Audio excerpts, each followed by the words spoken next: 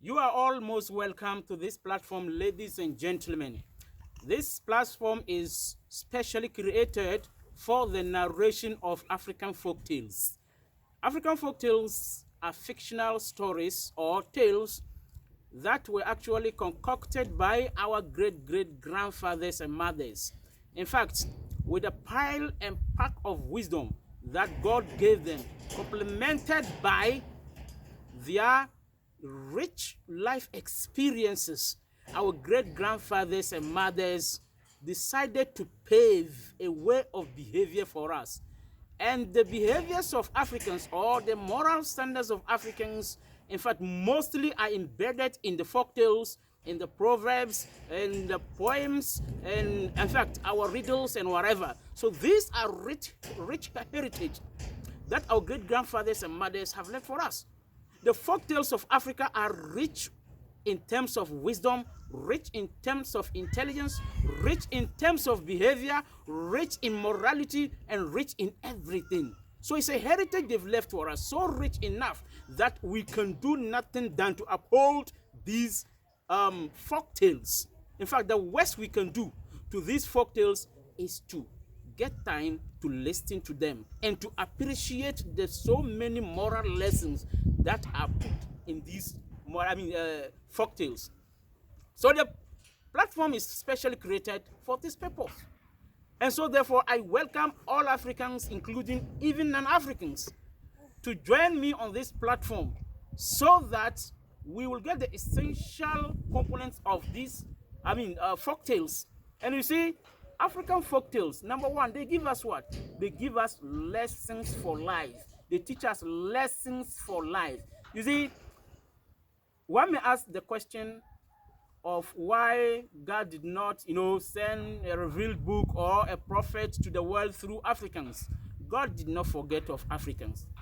Even though we did not get prophets or revealed books to the world through Africans, God gave so much rich wisdom to Africans, to our great grandfathers. And with their experiences, they gathered these folk tales. So these folk tales were the source of their morality, the source of their experience, the source of their what? Of their behaviors and conduct. And so today, we cannot shun this path that our great grandfathers have created for us. So we need to uphold this heritage. And that is why this platform is being created to narrate the stories. Not only narrate, but including the narration will be, in fact, a discussion of what? Of the moral lessons. Explanation, vivid explanation of the moral lessons that will be deduced from these folk tales, so that as we live our lives, we take notice of the lessons that will be deduced, and I'm sure it will help us. You see, Africans are in crisis today simply because we have abandoned our culture. We have abandoned our culture. And as part of our culture is what? Part of our culture are these folk tales. The folk tales are so beneficial that if we follow this channel, if we follow this platform, listen to the narration, and in fact the explanation or the comparative analysis of the lessons that will be drawn from these stories, from these tales, as against our behaviors today, then you will know that Africans, what disturbs us is not what we don't have. Our problems are not in what we don't have. Our problem instead can be found in the who we have. That is Africans. So to change our lives, we need to revisit these folk tales and get what our great grandfathers have done. Politically, religiously, economically, Africans have failed in all disciplines of life. One of the ways that we can get back to the then high moral standards that our great grandfathers, in fact, lived and paved the way for us to live is that we need to get back to these folktales. I remember when I was a child, in fact, these folktales were told situationally.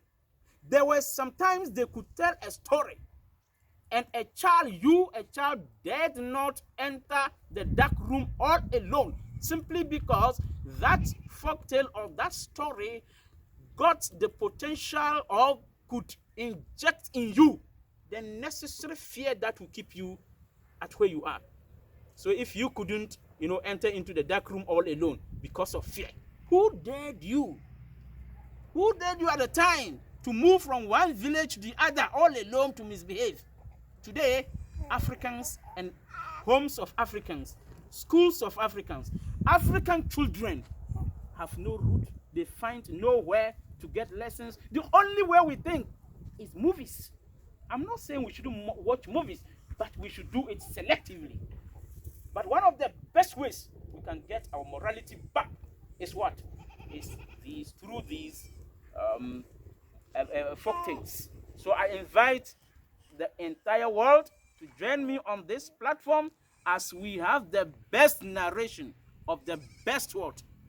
Folktales of Africa, and also we are including the analysis of the moral lessons that will be this. I bet you, I am promising you that you will miss nothing joining this platform. Nothing. I promise you the best of African folktales, and I will give you practical analysis of the lessons so that we'll see the life we live today. In fact, it's just because we have abandoned our culture. There's no way. We need to get back. The heritage has been created. The wisdom has been cooked. So let's consume from what our great-grandfathers and mothers have left for us. This is the end. Please, I am inviting you once again to this platform. Join and listen to my stories and listen to our own stories so that we get back to the good days of our great-grandfathers and mothers. I'm grateful to you all. Thank you and all the best.